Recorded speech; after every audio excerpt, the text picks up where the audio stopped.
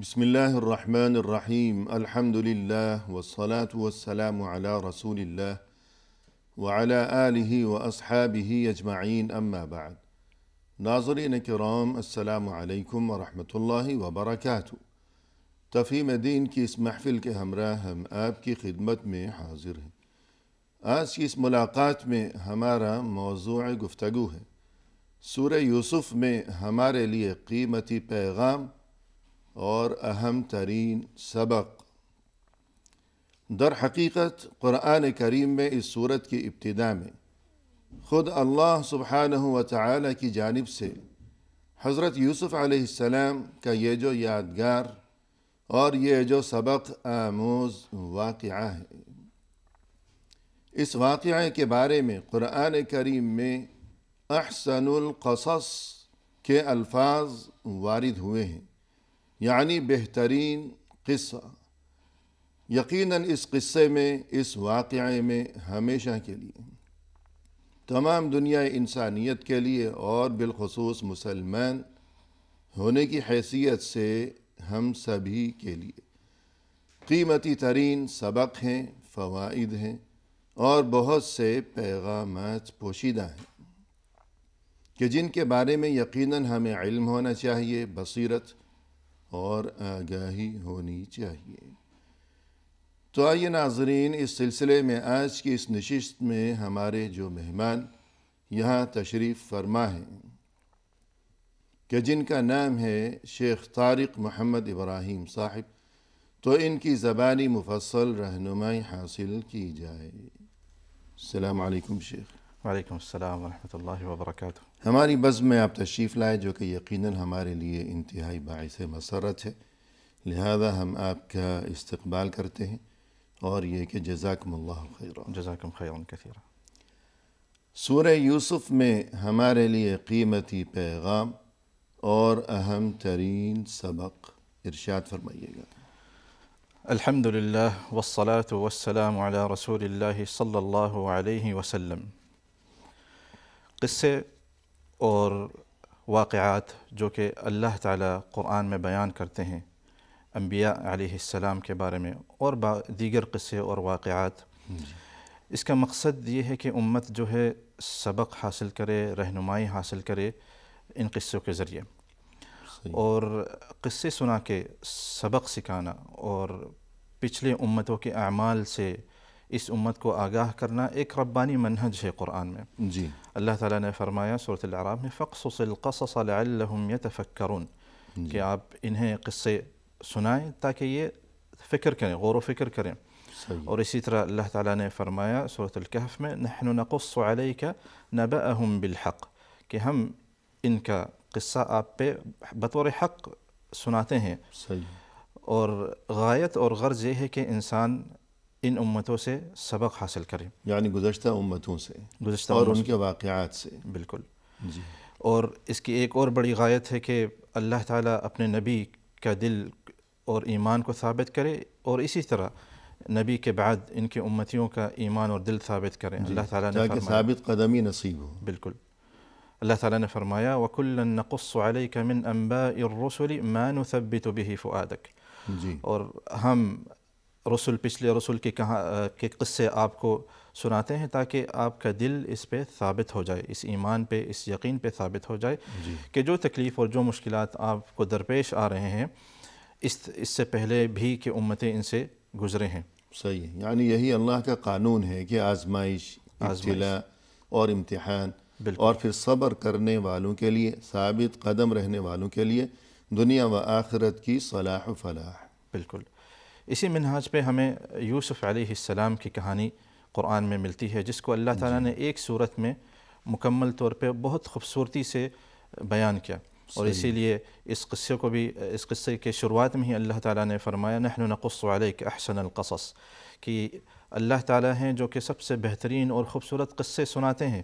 جی، اور اس سے یہ بھی معلوم ہوتا ہے کہ کچھ احسن القصص ہے اور کچھ ایسے قصے ہوتے ہیں جو کہ اچھے نہیں ہیں، لیکن قرآن کا جو منہج ہے، جو ربانی منہج ہے، کہ آپ کو خوبصورت سے خوبصورت قصے دیں گے، خوبصورت سے خوبصورت اور بہترین سے بہترین لوگوں کے بارے میں جو کہ انبیاء علیہ السلام ہیں۔ خوبصورت اور بہترین قصے سے مراد یہ ہے کہ ایسے واقعات، ایسے قصے کہ جس میں انسانیت کے لیے سبق ہے، پیغام ہے، تعلیم و تربیت کا پہلو ہے۔ بالکل، اسی لیے جب عبرت کا لفظ آتا ہے، جس طرح سورہ یوسف میں اللہ تعالیٰ نے فرمایا لقد كان في قصصهم عبرة لأولي الألباب، جی عبرت کا لفظ جب آتا ہے کہ ان کی قصوں میں عبرت تھی، ہر وہ خیر کا کام یا ہر وہ برائی جس سے آپ کو دور ہونا ہے۔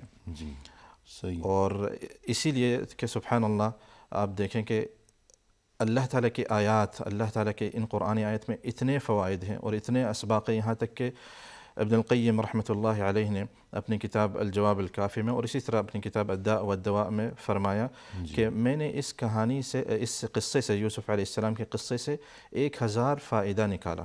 سبحان اللہ۔ اور اگر اللہ تعالیٰ نے توفیق دی تو میں اس کے لیے ایک الگ مصنف بناؤں گا، لیکن ظاہر ہے کہ یہ وہ نہیں بنا سکے اس مصنف کو خاص طور پہ۔ تو یوسف علیہ السلام کی اگر آپ خوبصورتی دیکھیں قصہ کی، آپ دیکھیں کہ خوشی سے غمی میں جا رہے ہیں کبھی، اور کبھی غم سے خوشی میں آ رہے ہیں، کبھی تنگی سے وسعت میں جا رہے ہیں، کبھی وسعت سے تنگی میں آ رہے ہیں، جی یعنی ہر قسم کے نشیب و فراز ہیں۔ جی بالکل۔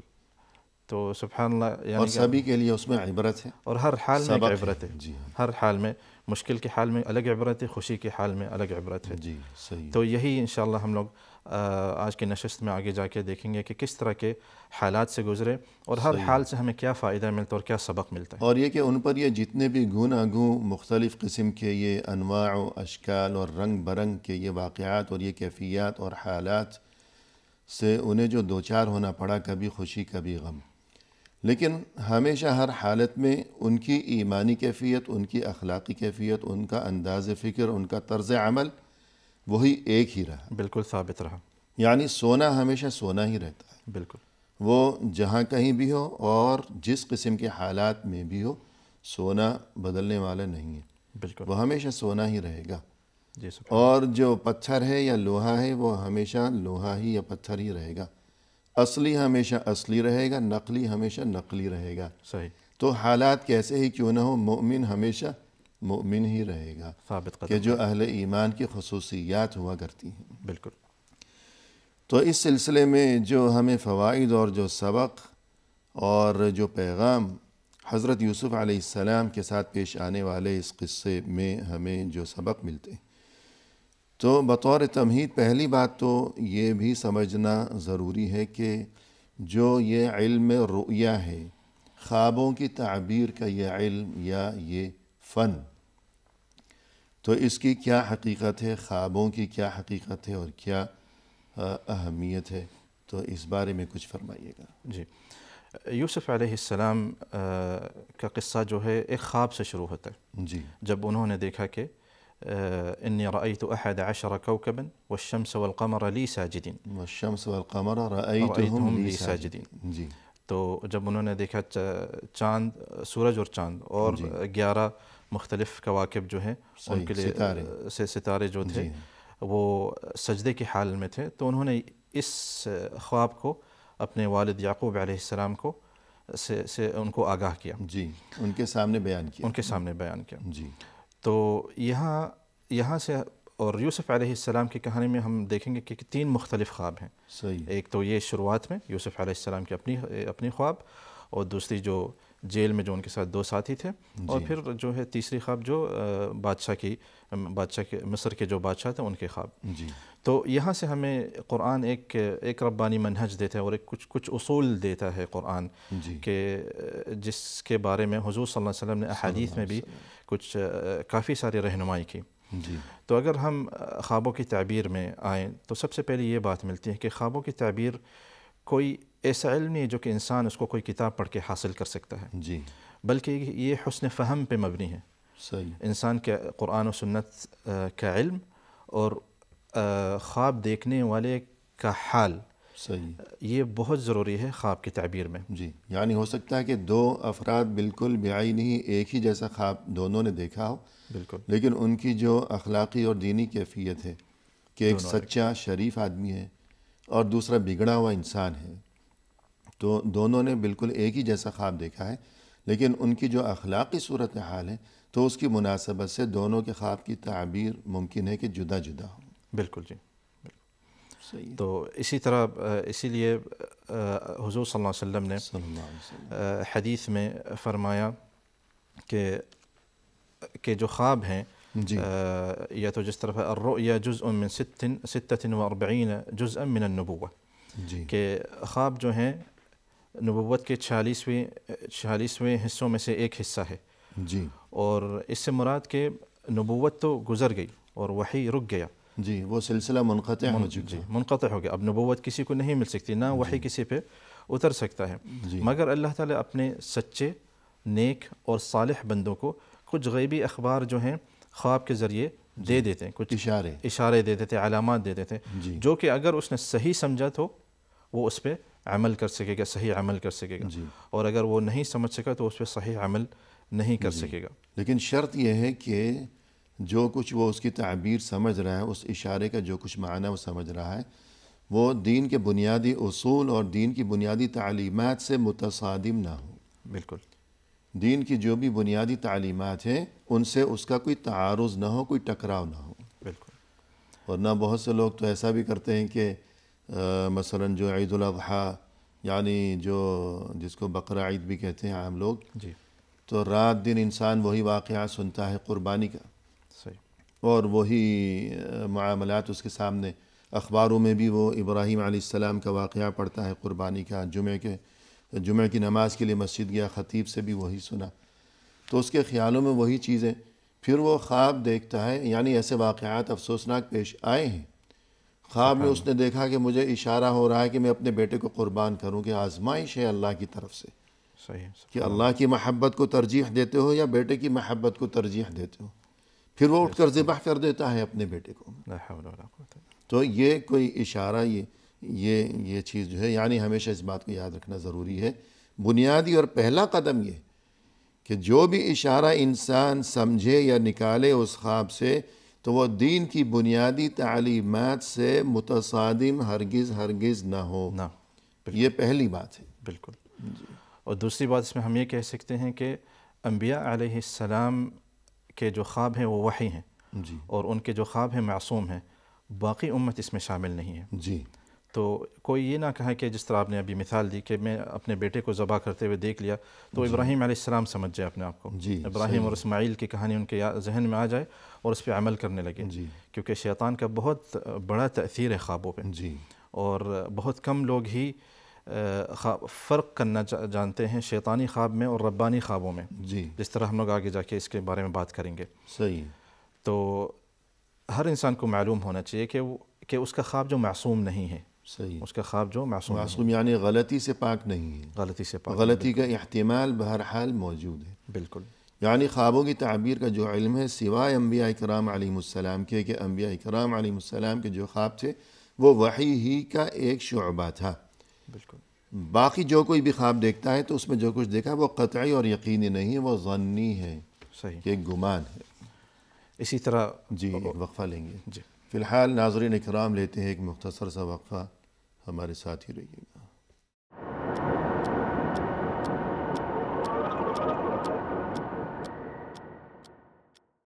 ناظرین کرام، وقفے کے بعد ہم حاضر خدمت ہیں. آئیے سلسلہ گفتگو کو آگے بڑھایا جائے اپنے محترم مہمان کی زبانی. شیخ، وقفے سے قبل جیسا کہ آج کی اس ملاقات میں ہمارا موضوع گفتگو ہے سورہ یوسف میں ہمارے لیے قیمتی سبق اور پیغام، تو اس تعلق سے خواب کی حقیقت کے بارے میں آپ گفتگو فرما رہے تھے. تو خواب کا جو معاملہ ہے یہ دینی تعلیمات کی روشنی میں تو اس کی کیا حیثیت ہے، کیا اہمیت ہے، تو گفتگو کو آگے بڑھائیے گا. جی. یہاں حضور صلی اللہ علیہ وسلم کے احادیث میں دیکھنے سے ہمیں یہ بھی معلوم چلتا ہے کہ جتنا انسان سچا ہوتا ہے اپنے اقوال میں اور اپنے افعال میں، اپنے کردار میں، اتنا ہی اس کا خواب سچا ہوگا. جی. جتنا وہ دین پہ استقامت اس کے پاس ہوگی، صحیح، اور جتنا وہ حلال کھائے گا، صحیح، اور جھوٹ سے دور رہے گا، جی، اتنا ہی اس کے خواب سچے ہوں گے. جی. اور اسی طرح حضور صلی اللہ علیہ وسلم نے یہ بھی فرمایا کہ جتنا وقت جو ہے قیامت سے نکلتا جائے گا اور قیامت سے قریب ہوتے جائے گی. جی. یعنی رسول اللہ صلی اللہ علیہ وسلم کے بعد جتنا وقت گزرتا جائے گا، آگے بڑھتا جائے گا. جی. اتنے ہی لوگوں کے جو خواب ہیں وہ سچے ہوتے جائیں گے. جی کیونکہ جس طرح ہم نے فرمایا تھا پہلے کہ عہد نبوت تو ختم ہو گیا, لیکن اللہ تعالیٰ کچھ ایسے اخبار, کچھ ایسے علامات دے دیں گے لوگوں کو جس سے ان کو کچھ اپنے حال و احوال کے بارے میں معلوم ہو. جی, کیونکہ وحی کا سلسلہ تو منقطع ہو چکا. بالکل. لہذا اللہ کی طرف سے اگر کسی کو کوئی الہام یا کوئی اشارہ دینا مقصود ہو تو وہ گویا کہ خواب کے ذریعے ہوگا. صحیح ہے. اسی طرح اگر ہم لوگ حضور صلی اللہ علیہ وسلم کے احادیث میں اور دیکھیں تو ہمیں خواب کے کچھ اقسام ملتے ہیں. جی. اور احادیث کی روشنی میں خوابوں کے 3 مختلف اقسام ملتے ہیں. ایک ربانی خواب ہے, ایک نفسانی خواب ہے, اور ایک شیطانی خواب ہے. جی. ربانی خواب وہ خواب ہیں جو کہ نیک, اچھے معنی رکھتے ہیں. جی. یہ اسے رؤیا کہا جاتا ہے, جو کہ اللہ تعالیٰ کی طرف سے ہوتا ہے, جس میں کوئی بشارت ہو, خوشخبری ہو. بشارت اور خوشخبری بھی داخل ہے اس میں. جی. اور پھر دوسری قسم جو ہے وہ نفسانی خواب ہیں, اور یہ عام طور پہ وہ خواب ہوتے ہیں جس کے بارے میں انسان سونے سے پہلے سوچ رہا ہوتا ہے. جی, دن بھر ایک چیز کے بارے میں وہ سوچتا رہا, وہی سوچتے سوچتے سو گیا, تو شاید خواب میں بھی اسے ایسا ہی کچھ نظر آئے. بالکل. اور تیسری قسم جو ہے وہ شیطانی خواب ہے, جس میں شیطان جو ہے بندے کے ساتھ خواب میں ایک طرح سے کھیلتا ہے, جی. اور برے احوال دکھاتے ہیں, محرمات دکھاتا ہے, جی. یا شریعت کے مخالف اقوال و افعال دکھاتا ہے, صحیح ہے. یا تو نئی عبادت ایجاد کرنے کو کہہ دیتا ہے. جی. تو یہ سب شیطانی خوابوں میں داخل بعض ہوتا ہے. اوقات اسے خوفزدہ بھی کرتا ہے, خوفزدہ بھی کرتا ہے, یا ایسے خیالات دل میں آنے لگتے ہیں کوئی ایسا برا خواب دیکھ کر کہ اللہ کی رحمت سے مایوسی, نا امیدی. تو یہ اس قسم کے جو خواب ہوا کرتے ہیں یہ بھی شیطان کی طرف سے ہیں. بالکل. کیونکہ اللہ کی رحمت سے نا امیدی, مایوسی, پریشانی, تو یہ تو گیا کہ ایمان کے تقاضوں کے اور یعنی توکل کے تقاضوں کے خلاف ہے یہ چیز. بالکل. تو گویا کہ خوابوں کی یہ 3 قسمیں ہو گئیں, ربانی, نفسانی اور شیطانی. تو اس بارے میں بھی آگاہی ہونی چاہیے. اور اس بارے میں اہل علم نے جو کچھ خلاصہ بیان کیا ہے کہ جو اچھے خواب ہیں تو اس کے کیا آداب ہیں, اور جو پریشان کن قسم کے یا برے قسم کے خواب ہیں تو اس بارے میں کیا آداب ہیں, کیا کرنا چاہیے. جی, حضور صلی اللہ علیہ وسلم کے حدیث میں اگر ہم دیکھیں تو خلاصہ یہ نکلتا ہے کہ اچھے خوابوں میں انسان کو 3 چیزوں کا خیال کرنا چاہیے جب وہ خواب دیکھ لے. تو سب سے پہلے اللہ تعالیٰ کا حمد کرے, شکر کرے کہ اللہ تعالیٰ نے اسے ایک اچھا خواب نصیب کیا. جی, گویا کہ اچھا اشارہ ہے, خوشخبری ہے, بشارت ہے اللہ تعالیٰ کی طرف. جی. دوسری بات ہے کہ اس سے وہ خوش ہو. جی. قل بفضل اللہ وبرحمتہ فبذلک فلیفرحوا. اللہ تعالیٰ کے فضل اور رحمت اور احسان سے مومنین کو خوش ہونا چاہیے. جی, اور اچھی امید رکھے. جی. اور تیسری یہ بات ہے کہ اس خواب کو اسی شخص کو سنائیں جس سے وہ محبت کرتا ہو. صحیح ہے. جسے وہ جانتا ہو کہ یہ انسان مخلص ہے, اور یعنی حسد کا امکان نہ ہو. صحیح. جی. حاسد قسم کا انسان کے سامنے کوئی ایسا اچھا خواب جو اسے نظر آیا ہو وہ بیان کرنے سے گریز کیا جائے. بالکل. جس طرح کہ یہ سبق ہمیں یوسف علیہ السلام کی کہانی سے بھی ملتی ہے. جی. کہ جب انہیں ان کے والد یعقوب علیہ السلام نے منع کیا کہ اپنے بھائیوں کو اپنا یہ خواب نہ سنانا. صحیح. تو اگر اچھا خواب دیکھا ہے تو اس بارے میں گویا کہ ہمارے لیے 3 آداب ہیں یا 3 تعلیمات ہیں. اولاً سب سے پہلے تو یہ کہ اللہ کا شکر ادا کیا جائے. اور دوم یہ کہ انسان اس سے گویا کہ اپنے لیے اچھا اشارہ سمجھے اور خوش ہو, اچھی امید رکھے اللہ سے. اور تیسری بات یہ کہ کسی کے سامنے بیان نہ کرے سوائے کسی ایسے انسان کے جس کے بارے میں اسے مکمل یقین ہو کہ یہ میرا انتہائی مخلص ہے, یہ بالکل کوئی حاسد قسم کا یا دشمنی کرنے والا انسان نہیں. اور اگر کبھی خدا نخواستہ کوئی پریشان کن قسم کا یا برا خواب نظر آیا ہو تو پھر کیا آداب ہیں, کیا کیا جانا چاہیے. جی. تو اس میں بھی اگر ہم حضور صلی اللہ علیہ وسلم کے احادیث کی روشنی میں دیکھیں تو اس میں ہمیں تقریباً 5 سے 6 آداب تک ملتے ہیں. جی. پہلا ادب یہ ہے کہ وہ اللہ تعالیٰ وہ اعوذ باللہ من الشیطان الرجیم پڑھے. جی. جب بھی وہ برا خواب دیکھے, یعنی گویا کہ اللہ کی پناہ طلب کر رہا ہے, پناہ طلب کر رہا ہے کہ شیطان سے. جی. اور دوسرا ادب یہ ہے کہ وہ اس خواب کے شر سے استعاذت کرے، پناہ مانگے جی کہ یا رب مجھے اس خواب کے برے آثار سے، نتائج سے جی مجھے پناہ دیں. صحیح ہے، اپنی حفاظت میں رکھنا. جی بالکل. صحیح. اور اسی طرح آداب میں یہ بھی آتے ہیں کہ اپنے بائیں طرف 3 بار تھوکے. جی یعنی ہلکا سا تھوک دے اگر موقع مناسب ہو. جی جی یعنی ایسا نہ ہو کہ کوئی اس کے بائیں طرف فرض کیجیے شاید سو رہا ہو کوئی، تو ایسا نہ ہو، اگر موقع میسر ہو بہت ہی ہلکا سا ذرات ہیں، یعنی جی ہاں تھوک کے ذرات، یعنی یا ہوا چھوڑ دے مثلا منہ سے ہلکی سی، جی اگر بائیں جانب کوئی نہ ہو. جی جی صحیح ہے، کیونکہ تمام آداب کو ملحوظ رکھنا چاہیے. بالکل. صحیح ہے. اس کے بعد اسی طرح اگر چوتھا ادب دیکھیں تو اس برے خواب کو کسی کو نہ بتائیں. جی اور یہ بہت ضروری چیز ہے کہ کسی کے سامنے بالکل تذکرہ نہ کریں. بالکل. لوگ برے خواب کو دیکھ کے اس کی تعبیر کے پیچھے بھاگتے بھاگتے آدھی سے زیادہ امت کو بتا دیتے ہیں. جی ہو سکتا ہے کہ کسی کے سامنے پریشانی میں وہ خواب اپنا بیان کر دیا اور اس نے کوئی نامناسب قسم کی تعبیر اس کے سامنے کہہ دی. بالکل. تو اب اس کے دل میں وہ خوف بیٹھ جائے گا. اور قانون قدرت یہ ہے کہ اللہ سے جو جیسا گمان رکھے گا، جیسی امید رکھے گا، تو اللہ کی طرف سے ویسا ہی معاملہ اس کے ساتھ ہو جائے گا. بالکل. تو اگر ایسا یوں پریشان کن قسم کا یا ڈراؤنا خواب دیکھا ہے اور کسی کے سامنے بیان کیا اور اس نے کہا کہ تمہارے ساتھ تو ابھی ایسا ہونے والا اور بڑی مصیبت آنے والی ہے، تم تو مارے جاؤ گے، اب اس کے دل میں یہ بات بیٹھ گئی، تو ایسا نہ ہو کہ خدا نخواستہ واقعی ایسا ہو جائے. صحیح.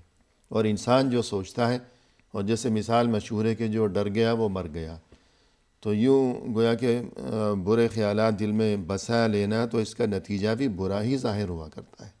صحیح. تو یوں اگر کوئی برا خواب دیکھا ہے تو وہ کسی کے سامنے بھی بیان نہ کرے، بالکل. بلکہ خود کو اللہ کے حوالے کرے، اللہ کی پناہ طلب کرے، اللہ سے ہی حفاظت کے لیے گڑ گڑائے، اللہ تعالیٰ پہ اچھا گمان بھی رکھے. جی جی صحیح. کیونکہ اس طرح کے برا خواب دیکھ کے برا سوچنا ایک برا گمان ہے اللہ تعالیٰ، جو کہ بے ادبی ہے اللہ تعالیٰ کے حق میں. جی بالکل. جی. اور اپنے تعلق کو اللہ کے ساتھ مزید مضبوط بنائے کہ یہ جو میں نے برا خواب دیکھا ہے تو اس کے جو بھی برے نتائج ہو سکتے ہیں خدا نخواستہ، تو ان سے حفاظت کے لیے خود کو مزید اللہ سے قریب کرنے کی کوشش کریں. بالکل. اور اپنا جائزہ لے، اپنے کردار کو ٹٹولے، اپنے گریبان میں جھانکے کہ اگر میں کسی گناہ میں مبتلا ہوں، برائی میں مبتلا ہوں، وہ حقوق اللہ سے اس کا تعلق ہو برائی کا، یا حقوق العباد سے اس برائی کے تعلق ہو، اگر کسی بھی گناہ میں مبتلا ہوں تو میں اس سے باز آ جاؤں، توبہ کروں، اور کچھ صدقہ و خیرات بھی کرے اور عبادت کا مزید اہتمام کرے اس برے خواب کے برے اثرات سے محفوظ رہنے کے لیے. تو ایک ادب تو یہ ہو گیا کہ کسی کے سامنے بیان نہ کرے. مزید اسی طرح 5واں ادب جو ہے کہ نماز پڑھنا. جی یہ بھی صحیح بخاری میں ایک روایت ہے اس میں کہ انسان اگر برا خواب دیکھے تو وہ اٹھ کے 2 رکعت نماز پڑھ لے، نفل نماز پڑھ لے، تاکہ اس برے خواب کے برے اثرات سے زائل ہو جائے، محفوظ بھی رہے. جی گویا کہ اللہ کے ساتھ اپنے تعلق کو مضبوط کرے. جی. اسی طرح اگر ہم 6واں ادب دیکھیں، حدیث میں آتا ہے کہ وہ اپنا جو ہے کروٹ بدل لے. جی یعنی جس کروٹ پر وہ سویا پڑا ہے اور اس نے خواب دیکھا ہے برا خواب، ڈراؤنا خواب، تو جیسے اس کی آنکھ کھلی تو ایک اسلامی ادب اور تعلیم یہ بھی ہے کہ اس موقع پر وہ کروٹ بدل لے. بالکل. تو یہ کل جو 6 آداب ہو جاتے ہیں جو کہ برے خواب سے متعلق ہیں. کیونکہ کیفیت جو بھی صورت حال ہے تو حالت یا کیفیت بدلنے سے انسان کی نفسیات پر اثر پڑتا ہے. یعنی اگر کوئی بیمار ہے تو اگر وہ جگہ بدل لے، ماحول بدل لے، تو اس سے خوشگوار اثر مرتب ہوتا ہے.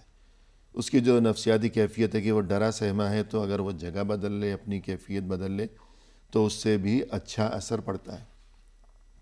یا خدا نخواستہ جیسے کہتے ہیں کہ ایک گھر میں رہتا ہے انسان، تو وہاں اس کے ساتھ کوئی بہت برا جو ہے واقعہ پیش آ گیا اور ہمیشہ وہ جگہ دیکھتے ہی اسے اس کی یادیں ستاتی ہیں اور وہ دوبارہ اداس ہونے لگتا ہے، غمگین ہوتا ہے.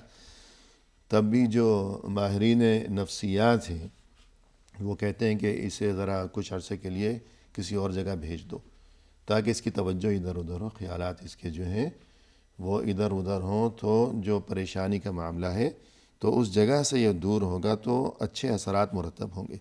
تو اسی گویا کہ یہ حکمت یہاں بھی ہے کہ برا خواب دیکھا ہے تو کم از کم یہ کہ کروٹ ہی بدل لے. جی تو اس کو بھی یاد رکھنا چاہیے. اس کے علاوہ مزید کیا فوائد اور کیا سبق اور پیغام سورہ یوسف میں جو واقعہ ہے ہمارے لیے مزید کیا تعلیم ہے، کیا سبق ہے؟ سورہ یوسف سے ہمیں یہ بھی فائدہ ملتا ہے کہ جو خواب دیکھا یوسف علیہ السلام نے، اس میں اپنے والدین کو چاند اور سورج کی طرح دیکھا، جی، کی شکل میں دیکھا، جی، اور اپنے بھائیوں کو ستاروں کی شکل میں دیکھا. جی. اس سے یہ فائدہ لیا جاتا ہے کہ دیکھیں کہ قرآن نے والدین کا مقام کتنا اونچا مقام دیا، جی سبحان اللہ. اور بھائیوں کا بھی مقام کتنا اونچا مقام دیا. جی. والد تو غنی ہیں تعریف سے، یعقوب علیہ بے السلام نیاز ہیں. جی، بے نیاز ہیں. خاص طور پر یوسف علیہ السلام کے والد خود یعقوب علیہ السلام جی کہ اللہ کے پیغمبر ہیں. جی. اور اسی طرح ان کی والدہ جو کہ ایک صالح عورت تھیں. جی. اور ان کے بھائی، حالانکہ آپ دیکھیں کہ ان کے بھائیوں نے یوسف علیہ السلام کے ساتھ شروعات میں ایک بہت برا برتاؤ کیا. جی، ایک بڑے جرم کا ارتکاب کیا. بہت بڑا جرم تھا وہ. جی، ظلم کیا. اور صرف یوسف علیہ السلام بلکہ یہ اللہ تعالیٰ کے حق میں، والدین کے حق میں، اور یوسف علیہ السلام کے اپنے حق میں سبھی کے ساتھ ظلم و زیادتی. بالکل. تو اللہ کی نافرمانی بھی کی، اپنے والد کا دل بھی دکھایا اور ان کی نافرمانی بھی کی، وعدہ خلافی بھی کی. کہا کہ ہم خیال رکھیں گے یوسف کا، آپ پریشان نہ ہو. اور یوسف علیہ السلام کے ساتھ تو جو ظلم و زیادتی کی وہ تو ہے اپنی جگہ. بالکل. لیکن انہوں نے توبہ کر لی، سچی توبہ، آخر میں سچی توبہ کی. اور اس واقعے میں جو مظلوم تھے یعنی یوسف علیہ السلام اور ان کے والد یعقوب علیہ السلام، انہیں دل سے معاف بھی کر دیا. صحیح. تو گویا ان کا مقام بھی ستاروں کی مانند، ستاروں کی مانند. اور بلکہ یہاں ایک اور بھی تو ایک وقفہ لے لیتے ہیں. ناظرین کرام فی الحال لیتے ہیں مختصر سا وقفہ، ہمارے ساتھ ہی رہیے گا.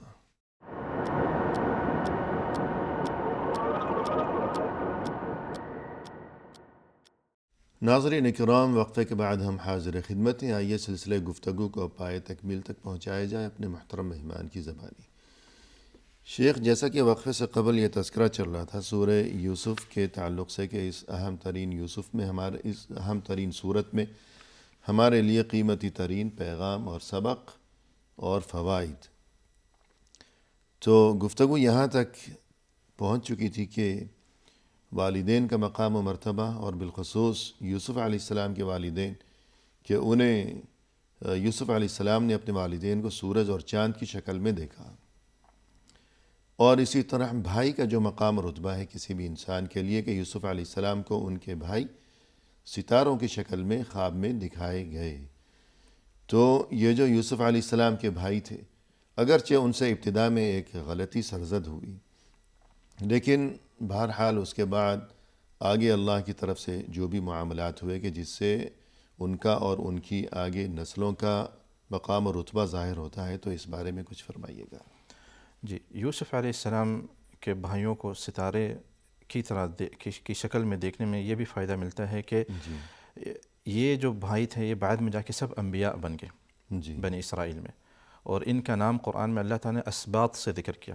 قرآن میں جہاں اسباط کا لفظ آتا ہے، ان سے ایک مشہور تفسیر کے مطابق یہ یوسف علیہ السلام کے بھائی ہیں.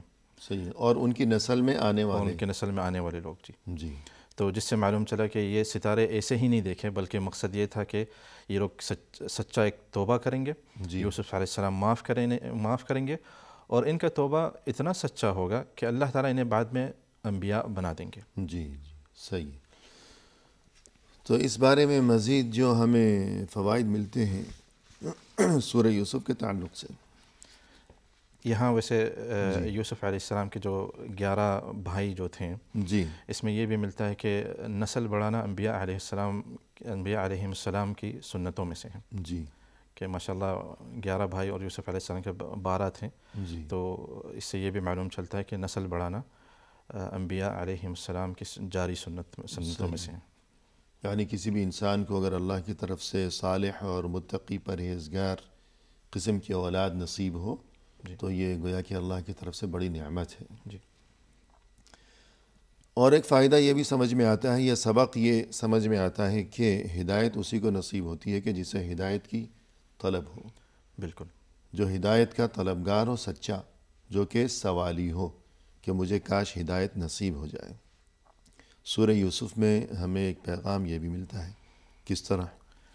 اللہ تعالیٰ نے سورۃ یوسف میں فرمایا لقد كان فی یوسف واخوته آیات للسائلین، یوسف اور ان کے بھائیوں کے قصے میں آیات، نشانیاں ہیں پوچھنے والوں کے لیے۔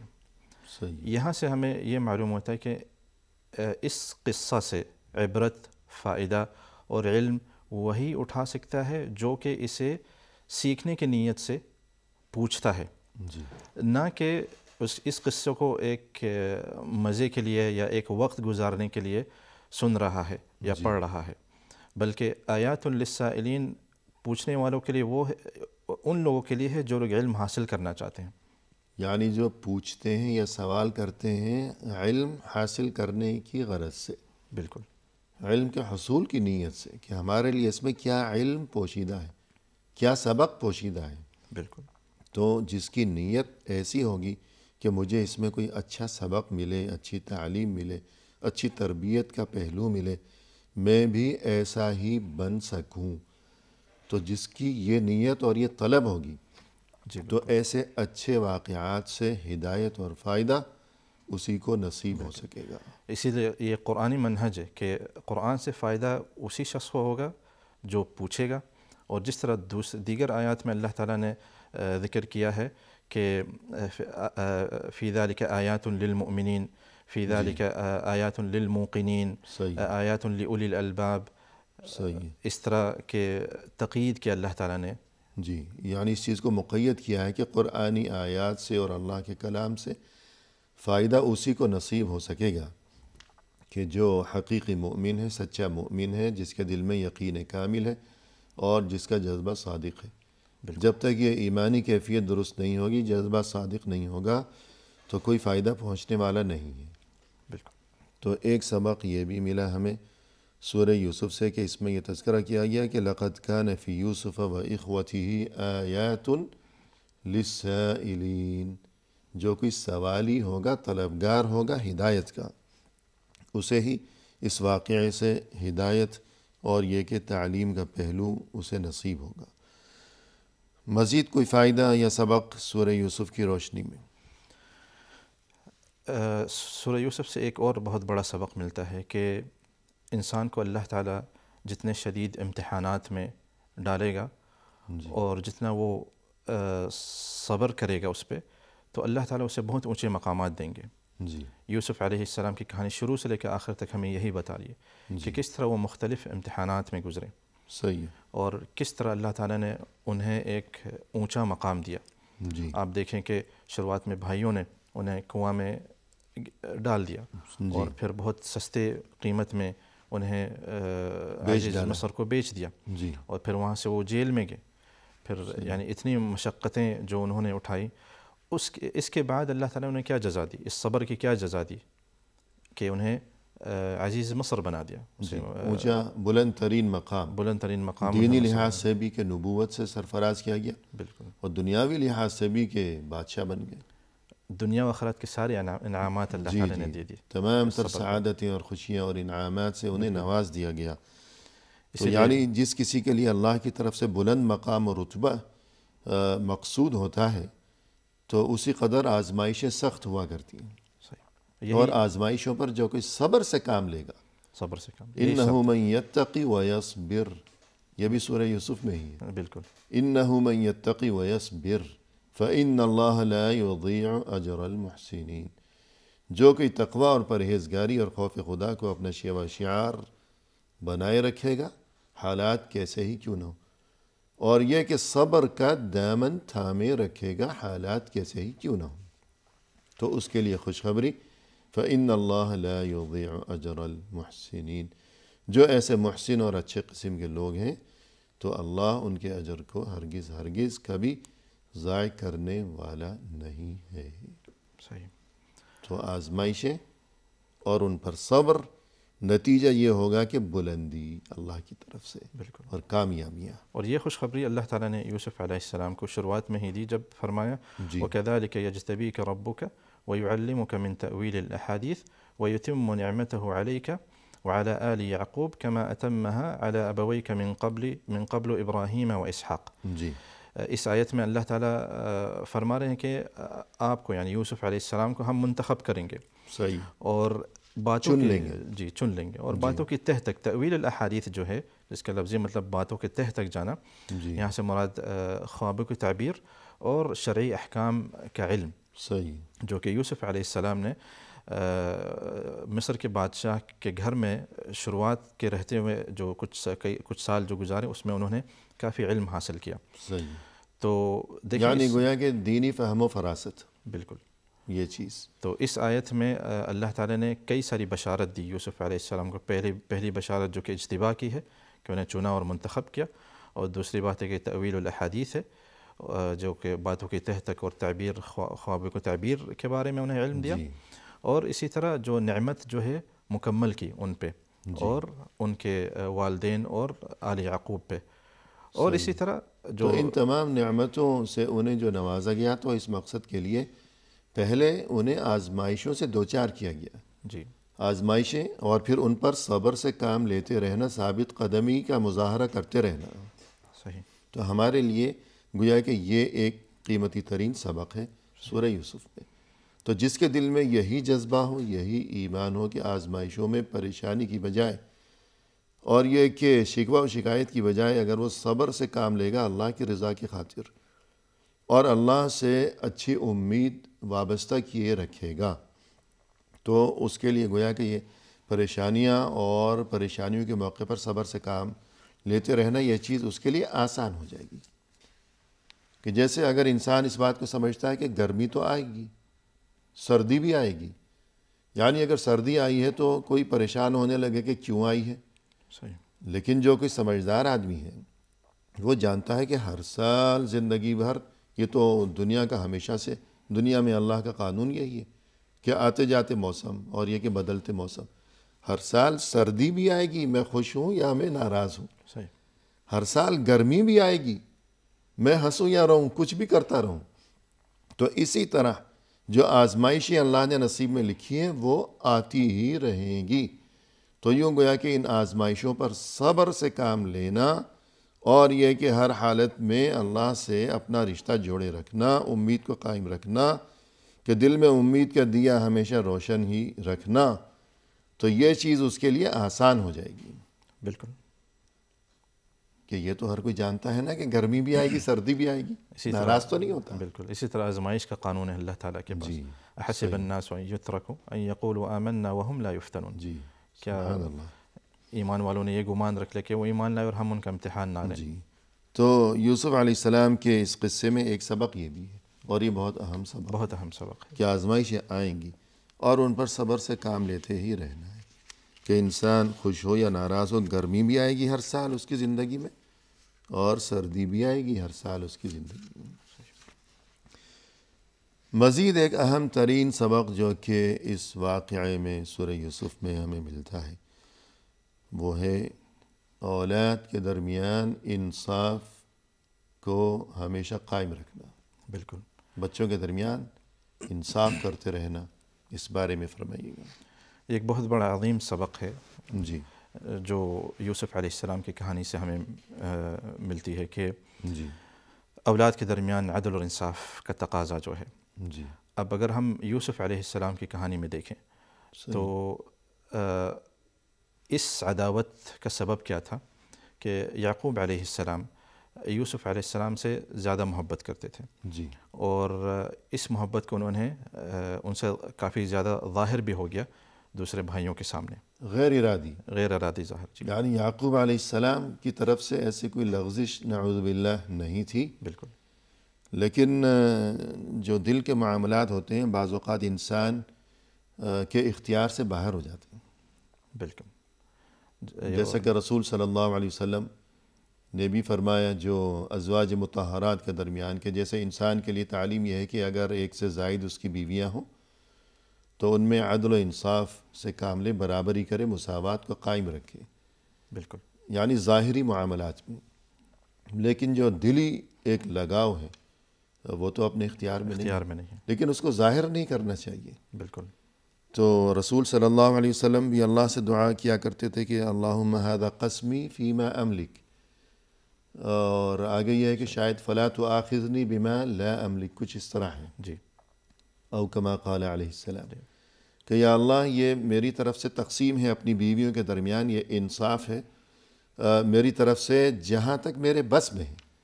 بالکل. تو جو چیز میرے بس سے، میری طاقت سے باہر ہے، تو یا اللہ تو میری پکڑ نہ فرمانا اس بارے میں. بالکل. تو یعقوب علیہ السلام کی طرف سے اپنی اولاد کے ساتھ، اور یہ کہ یوسف علیہ السلام کے ساتھ جو ان کا خاص دلی تعلق اور لگاؤ اور محبت جو کہ زیادہ تھی بنسبت دوسرے بیٹوں کے، تو اس بارے میں کیا صورتحال تھی اور کیا معاملہ تھا، تو یہ تفصیل طلب ہے. تو انشاءاللہ آئندہ ملاقات کے موقع پر آپ سے اس بارے میں استفادہ کریں گے. ضرور انشاءاللہ. تو فی الحال آج کی اس نشست میں اختتامی موقع پر ہم آپ کا شکریہ ادا کرتے ہیں. جزاکم اللہ خیر. جزاکم خیرا کثیرا. آمین یا رب. اور اسی کے ساتھ محترم ناظرین، اختتامی موقع پر تہہ دل سے ہم آپ کا بھی شکریہ ادا کرتے ہیں کہ آپ نے ہمارا یہ پروگرام دیکھا، اور یہ موضوع فی الحال نامکمل ہے، لہذا آپ سے ہمارا یہ وعدہ رہا کہ یہی موضوع لیے ہوئے اور انہی محترم مہمان کی معیت میں آئندہ ملاقات کے موقع پر ہم حاضر خدمت ہوں گے. اس وقت تک کے لیے اللہ کے حوالے. وآخر دعوانا ان الحمد للہ رب العالمین.